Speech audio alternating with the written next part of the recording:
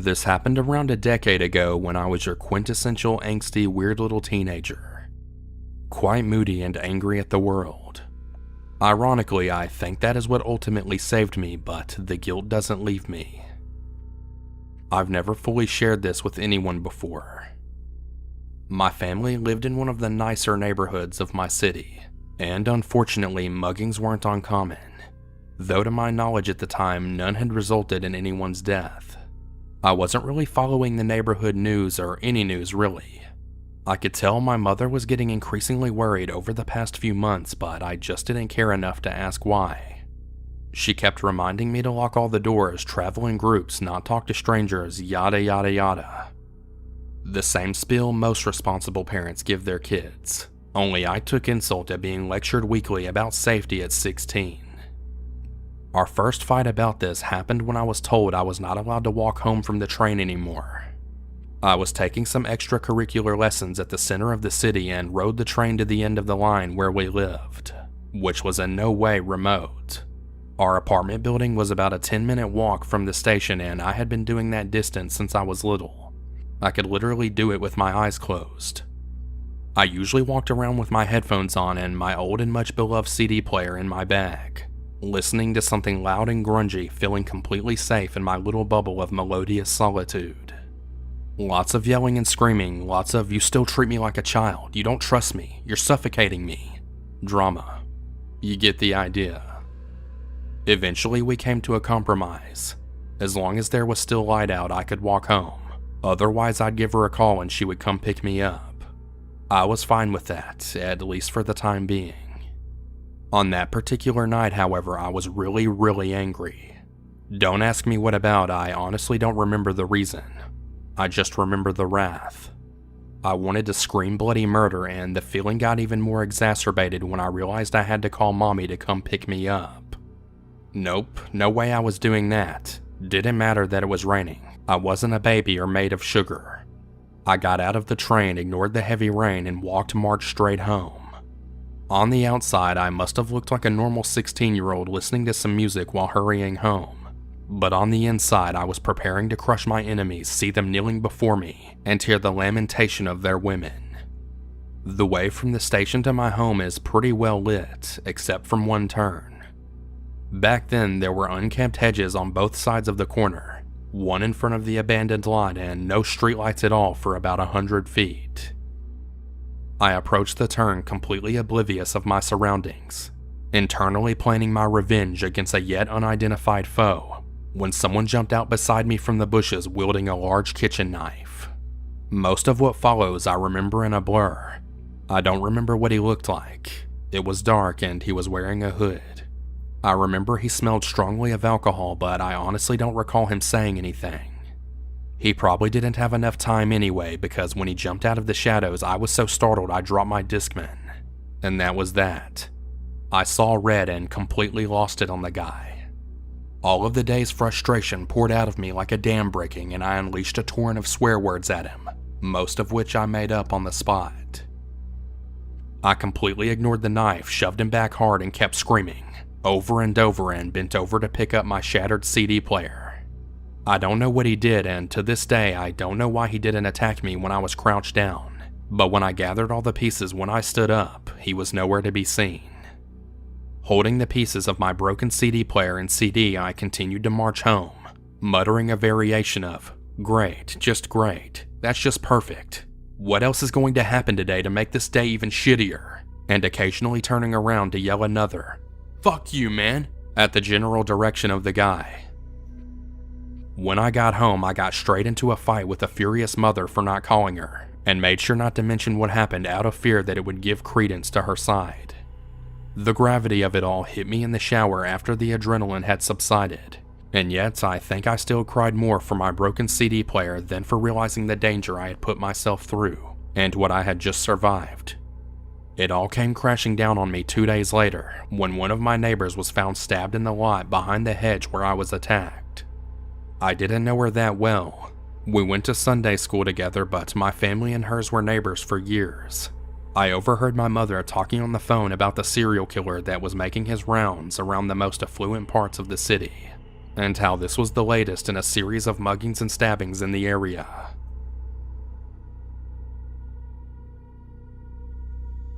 Many people, when speaking of our society today, say that children are less safe than they've ever been before. Personally, I believe that. No matter what year it is, we're always going to have horrible people running around on the streets. I think evil is just part of human nature. Maybe I read too many stories on this sub and others, but still, to all the parents out there, keep a close eye on your children. All of that aside, this particular encounter happened about 20 years ago when I was 3. My brother was a newborn at the time, and for financial reasons, my mom, stepdad, my brother, and I lived with my mother's parents. It was never a bad situation, but I think my mom grew frazzled quite easily trying to raise 2 children and also save up enough money for a house of her own. That's why we spent most of our time at lakes and parks. Any sort of free activity that would wear us out, I believe. Back then, my grandmother was in pretty good health, and I remember she drove my mom, my new brother, and me to a small lake in Denver for a fun weekend trip. But I was already dressed up in a pink bathing suit and was chatting animatedly about going swimming to my childhood teddy bear. That is, until my brother started to fuss and I plugged my ears to drown out the noise. When we arrived at the lake, my grandma and mom were visibly exhausted from the crying, and they quickly let me out of my car seat. They both told me to wait by the car while they comforted and fed my little brother, and I obeyed as they disappeared around the other side. I was just watching the waves on the lake and fiddling with my bear when 2 guys approached me from across the parking lot. Again, I don't know why I remember this so well, but the men were fairly young, maybe early 20s, and were dressed in baggy jeans and hoodies. I think they were both Caucasian as well, if that matters at all. I got an immediate stranger danger vibe from them, and I remember pressing myself up against my grandma's car, as though that would provide me protection. I was a pretty cautious child anyways, but the instant terror I felt when these guys approached me caught me off guard. "Hey, little girl," one of the guys said, leaning down so he was in my face. "Do you want $1?" I didn't say anything and my limbs froze. I couldn't move, even when the other man pulled out a $1 bill. The first man spoke again. "It's okay. If you get into our car, we'll give you $1. He started grabbing at my arm, and I remember that I started to cry. However, I was so scared that I couldn't move or make a sound, so my tears were silent. "Don't cry, little girl, we'll give you $1. The man said, and he started to pull on my arm, dragging me towards a dirty white van that scared me even more. The other man started to tell me that they were going to make me rich. I was going to earn more money than any other little girl would ever have, and then I could buy any toy I wanted if I just went into the van. When we were about halfway to said van, I dropped my teddy bear, and that's when I let out an audible scream. The men didn't seem too concerned until my grandma came out from behind her car and charged the men. She was holding a baby bottle from feeding my brother, and she used that to begin beating the men. After a few choice words that I have never heard her use before or since, the man let go of me, and with dejected faces, they ran into the van and sped off. After that, my grandma gave me my teddy bear back and carried me to my mom, where they calmed me down and called the police. After talking to me and wondering out loud about how my grandma, a 70-year-old very, very tiny woman, beat up 2 young males, my mom and grandma decided it was best to just go home and try the lake another day. I don't know if the men were ever caught, but I sincerely hope so. Something tells me that whatever they wanted with a cute blonde 3-year-old little girl was not good. My grandma doesn't remember this story, and she has dementia now, but she will forever remain a hero of mine. But my mom and I like to tell it to her, and we always remind her that she is the bravest, kindest woman we know. Again, this was 20 years ago, but I would really implore any parents out there to make sure that their kids are safe. There's some sick people out there, and that fact is not going to change, even with time. This wasn't the first time I was almost kidnapped, but it was definitely the most scared I've ever been. So, to the 2 guys who tried to kidnap me at the lake, I'm really glad you didn't succeed.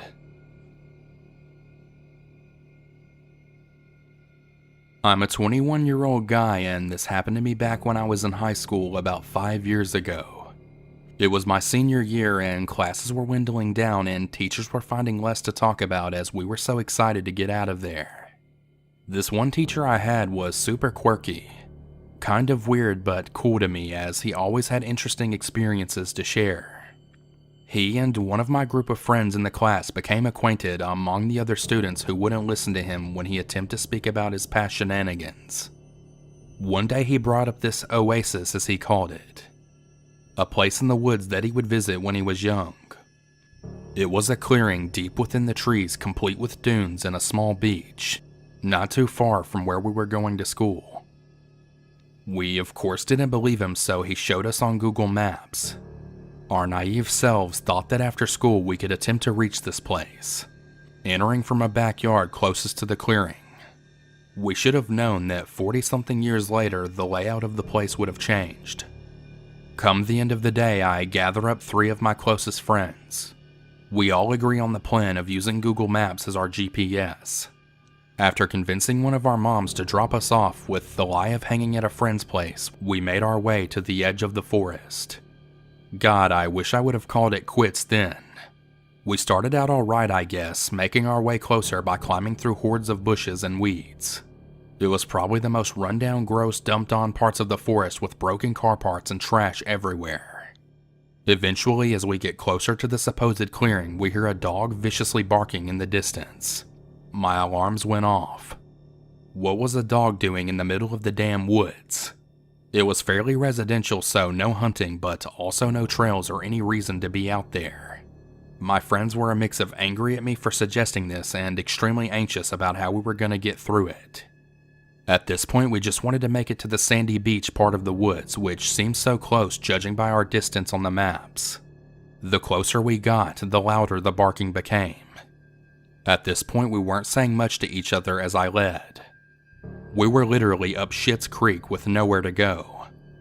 The barking seemed like it was coming from everywhere. I could see a dirt clearing ahead, so I just told everybody to make a break for it. At least in the open, we could see what was coming at us. This was not the clearing we were hoping for, and I could not find on the map when I tried to look for it later. Off in the distance was a medium-sized makeshift building. It appeared to be made of plywood painted gray and black. Above the door hung a giant animal skull with horns. I felt a pit in my stomach because I immediately knew this was the source of the barking, being as it was the loudest. After managing to snap a picture, I stood there frozen, unsure of what to do next. I came back to my senses when I hear a deep and angry voice shout, "Hey, what the hell are you doing?" from somewhere close by the building. I'd officially had enough of this situation. I was the one who'd gotten all my friends in this mess in the first place, so I felt responsible for their safety. I told everybody we're just gonna have to bite the bullet and run blind through the woods. It could have been my mind playing tricks, but I swear it felt like the dog was chasing us. Almost like somebody let it loose. After kicking through so dense wilderness and trees, we were so scraped up and bloody by the time we got far enough away that we felt safe. Huddled together and practically crying, I called my mother and told her the mess we were in. I gave her the street closest to the side of woods we were on, and she gladly came and picked us up. She said when she saw us on the side of the road, it looked like we had been through hell and back. After that day, we barely spoke about it. We didn't even tell the teacher who started the whole thing in fear of somehow getting in trouble. I'm never going back there again.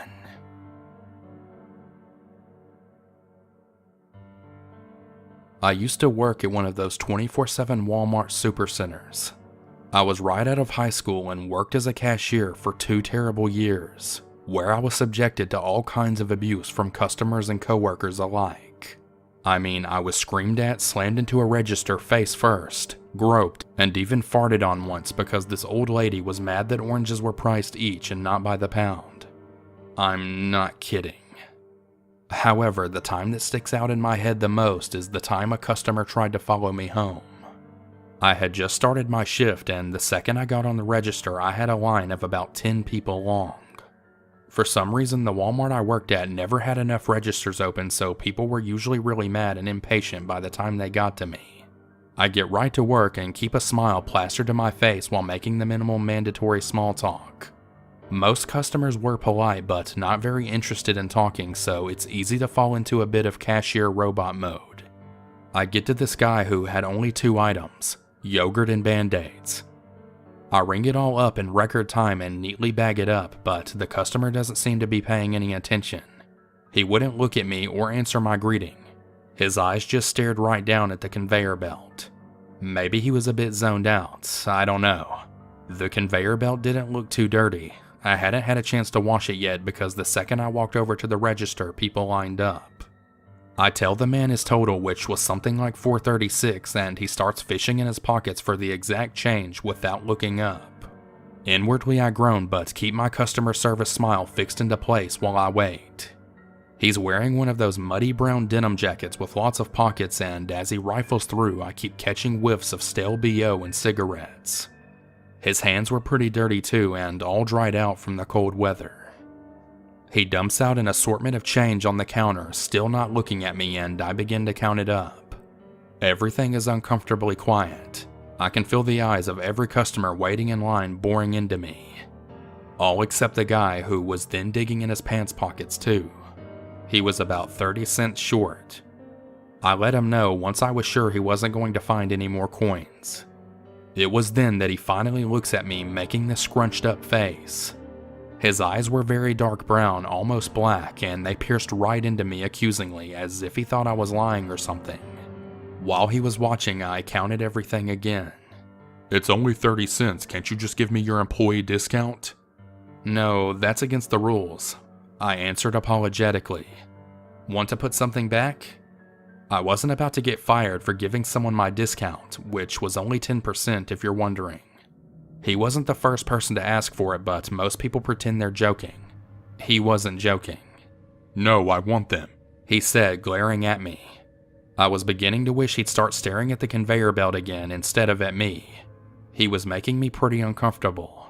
If I'd had 30 cents in my pocket, I would have paid it up myself just to get this guy to leave. He reaches over to take the bag, but I turn the little bag carousel so that he can't. That was probably a stupid move on my part, but it wasn't like I could let him steal, right? If my register was short 30 cents, my supervisors would be all over me. I know you get a discount, just plug it in. He completely blows up at this point, but I just shake my head and look at the other customers. People are watching, but no one does anything. This is just something that's inconveniencing them, even though I'm actually pretty scared. I'd already started flashing my register lights so that CSM would come, but they were notorious for taking their sweet time. I'll get a CSM, but it might take a few minutes. I nervously offer, but the man just goes off and goes on about how it's not that much and he needs it. He leaves before the supervisor comes over, grabbing all of his change and shoving it all into one pocket before stomping off. I'm relieved that he's gone and continue working in uneasy silence. Everything seemed to go on as normal after that. My shift ends at midnight and I managed to clock out on time for once. I didn't have a car and would normally call my mom to come pick me up, but she was out of town and it was too late to call anyone else. So I decided to walk rather than waste my money on a cab. I lived about 20 minutes away and felt pretty safe walking because you didn't really tend to run into other pedestrians at that hour. After a few minutes of walking, I noticed a car was driving really slowly behind me. The speed limit was 45 miles per hour and this car was probably going about 10. I got a bad gut feeling and walked a little faster while trying to rationalize it. It could have been someone who wanted to offer me a ride or get directions. But no, whoever it was stayed behind me and didn't try to pull up next to me at all, even though they were going really slow. After about 5 minutes of this, the car finally turns off into one of the neighborhoods. I was relieved, but it was short-lived. The driver parks his car on the curb and gets out of his car, then comes jogging up to me. I realize immediately that it was Yogurt Band-Aid Guy. He's wearing the same exact muddy brown jacket and is staring at me with those dark eyes. I turn around and start jogging down the sidewalk and he just jogs up right next to me. I can actually hear the change jiggling in his pocket. He doesn't say anything at first, so I just try to run faster without slipping. Had this guy been sitting in the parking lot for hours waiting for me to get off work? Apparently so. I feel him staring at me and turn my head to look at him while still running as fast as I can on the ice. Which, in case I didn't mention it, the road and sidewalk was icy. "What color is your underwear?" he asked. This question horrified and disgusted me, so my immediate reaction was, "Don't be a creep," and I punched him right in the face. It hurt my hand like a bitch, but he stops running for a second and bends forward a bit, clutching his face. I swear I heard him say, "Okay." but I just keep running and I'm too scared to look back. I'm not sure if he continued to follow me after that happened, but I didn't run straight home because I was scared of him figuring out where I lived. When I did make it home, probably an hour later, I went to my landlady's apartment first and told her what had happened. I was really shaken up and I told her that if she saw a suspicious guy around the building, she should call the police. My mom was out of town and she didn't answer my calls, so I just watched some Disney movies until I was calm enough to go to sleep. The next day, I told the managers at work what happened, but they didn't even care. In hindsight, I probably should have called the police, but I was young, and I thought that if it was necessary, management would have told me to do it. I don't know why I thought that, considering they had a way of really not caring about their employees, and this sort of situation wouldn't have made them look good. This wasn't the only Walmart-related instance where police should have been called, but weren't. I felt pretty angry that they didn't take me seriously or care that I was scared. I wanted to go home early because I was scared that the guy would show up again, but they told me no and made me go work the registers. I quit shortly after that. I never did see Yogurt Band-Aid guy again, but it's been about 10 years and I'm not even sure I'd recognize him even if I did. Even so, I'm glad I never saw him again.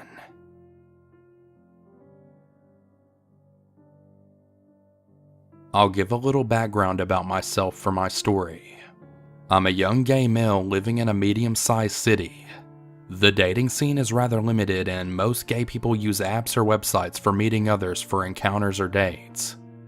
I frequent websites and apps daily just to see if there's anyone new out there that I haven't already spoken to. Yet I rarely actually meet anyone from online. The fear of STIs or being robbed has always been in the back of my mind, so I generally just browse without ever actually meeting any guys. About 6 months ago, while browsing Craigslist, I found an ad that seemed to be somewhat what I was looking for. The ad was by a man a little older than myself who seemed to want the same things I wanted.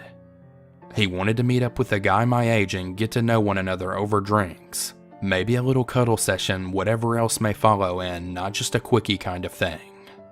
After responding to this ad, the guy and I talked for about a month through texting without ever making plans of meeting. I finally got the confidence and asked if he wanted to meet. He agreed and we decided that I'd drive to his place, which was about 10 miles from me and out of the city limits. The day we decided to meet, it was getting late, about 6 p.m. The sun was still somewhat out, but it was getting darker. I got in my car and drove out to the area where he lived. The guy texted me and said that he'd be walking on the side of the road because he was coming back from visiting with a friend, and just asked that I pick him up to go back to his place. He told me before that he had 2 kids that lived with him, but that the kid's mother wasn't in the picture. He said that his kids were at a friend's house and would be back later, so we'd have the place to ourselves. While making my way to the guy's house, I saw him walking on the side of the road. He was holding a large speaker and covered in a hoodie. The road we were on was very much outside the city lines, on a dirt road with random trailers set up every acre or so. I stopped the car and said something friendly like, "Hey stranger, need a ride?" He didn't smile, he just opened the door and got into my car without saying a word. I thought that this was strange because we literally spent a month having friendly chats and I just figured that he'd act happy to see me, or at least not act awkward about it. After picking him up and making my way to his house, he then tells me to turn around and go back to the main road. He wanted to get a blunt and some alcohol so that we could chill together. So, not thinking anything strange at this point, I agree and head back the other way. While on this long dirt road with no streetlights, he mentions that his power is out at his house and asks if that's okay with me. I was slightly thrown off by this, but I said, sure, as long as you have candles or some light source. He didn't say anything, just kept looking straight ahead like I never said anything. I then thought, what about your kids? How are children living in the house with no power? So I asked him. This is where things started to get very strange. He replied, "Oh, they're staying with my mom for a while. but he just told me a few days ago that his kids lived with him with no mother.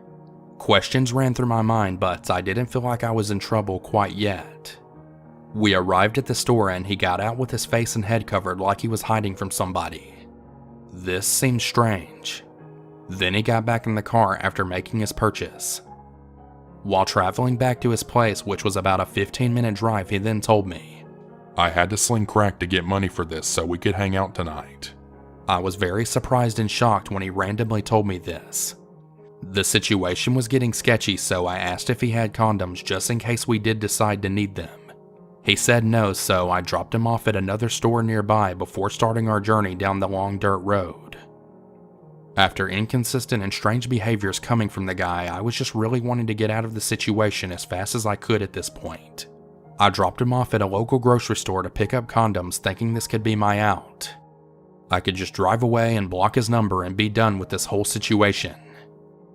After he walked into the store, I was trying to figure out what to do at this point. I wanted to just drive away, but I didn't want to just leave somebody stranded. I finally got the nerve to leave, but his huge speaker was sitting in my floorboard. I wanted nothing connecting me with this person and feared that he might possibly say I stole the speaker. So I got out of my car, ran to the passenger side, opened the door, started dragging the speaker from my car, and heard. "What are you doing?" It was him. He was right behind me. Fear ran through my body like I had been caught stealing something or lying about a bad grade to my parents. I told him, "Oh, I was just going to move this to the back seat so you'd have more room in the car. Quick save." And he seemed to have bought my horrible explanation, but now he's here in my car and my only out is gone. After driving about 15 minutes down the dirt road, I noticed that there's no longer any trailers. The road is pitch black, only lit up by my headlights. I then ask him if his place is coming up because the navigation said it should be right here. He tells me, "Oh, the address that I gave you is an old business. My address doesn't show up on Google Maps for some reason." Red alert. I start panicking, just knowing that I was about to be robbed or killed in a few moments. I slowed the car down and just thought of anything that could get me out at this point. I told him that my best friend was waiting for me to get back to have drinks with her. I said that I didn't realize we'd be driving this much and that it'd take this long. I'm not sure if he bought this excuse or not, but I told him that I texted my friend the address he gave me so she'd know how long I would be out, and when to expect me back for our planned night out. He seemed to trust my explanation, but was very irritated. He said to me, "Well, can't we just have a little car fun real quick right here? Nobody lives out here, so nobody will even see us." I said, "No, I'm sorry, my friend is going to be pissed and she's already called me when you were in the store."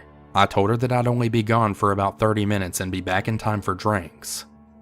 I was ready to abandon my car at this point if he pulled out a knife or anything other than a gun. But luckily he just kinda huffed, got out of my car, slammed the door, and started to put his head in the window to tell me something. I quickly hit the gas and turned the wheel, leaving nothing but a smoke cloud behind me. I couldn't see him in the rearview mirror due to the darkness of the night, but I imagine he might have been flipping me off or coughing from the dust made by my tires. After pulling myself together and realizing that I might have been the next Oprah story, I called my friend, my mom, my sister, everyone that I loved, and told them a slimmed version of the story that took place that night. I teared up a little, thinking that I could have almost died, but overcame that pretty quickly. When I got home that night, I decided to pull up the address he gave me. I noticed that about 2 miles down there was one house sitting alone with no neighbors. The road was a dead end. I then used Google Street View and saw that the house was completely abandoned with no doors and dirty walls. I googled the actual address of the house and found that it was posted for sale about 5 years ago and was still on the market. I'm guessing nobody wants to purchase a possible crack house. My friends told me later that they imagined that he wanted to get me to the house and do whatever he wanted. Since there is no traffic that far down the road, I'm sure it would take quite a while to find a body that went missing. After all of this, I have vowed to never meet anyone from Craigslist ever again, unless it's in a police parking lot. I did vow to just never leave my house, but school and work have made that impossible. All in all, I'm okay with what happened, but it really brought light to what could happen when you least suspect it.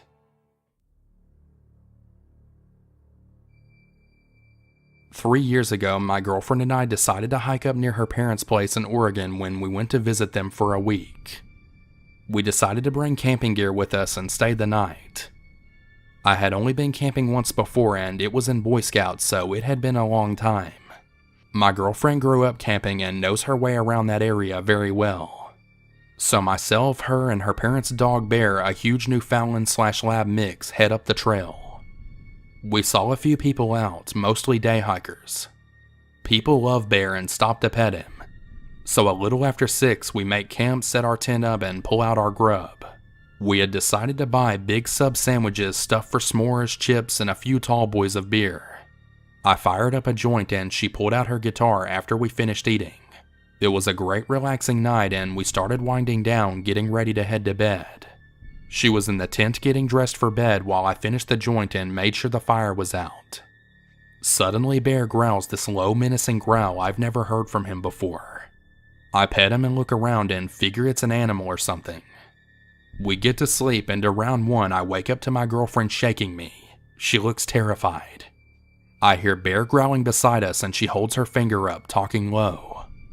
She tells me that she woke up to voices. I listen and hear what sounds like 2 men talking.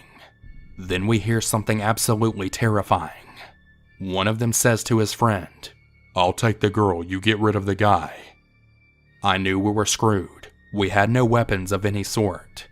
My girlfriend unzips the tent and Bear rockets out. I've never seen him move that fast in my life. I hear one of the guys yell, "Oh shit!" And I hear Bear snarling and growling and I hear them running. My girlfriend takes the satellite phone her dad insisted she carry and calls her dad. He calls law enforcement and we stay in the tent as instructed. Bear comes back out of breath, no sign of the guys, and we wait for the ranger. When they show up, they find no sign of the guys save for truck tire tracks and some cigarette butts. They gave us a ride back down to our car and later that day, Bear got a steak and plenty of love. Thank God for loyal dogs.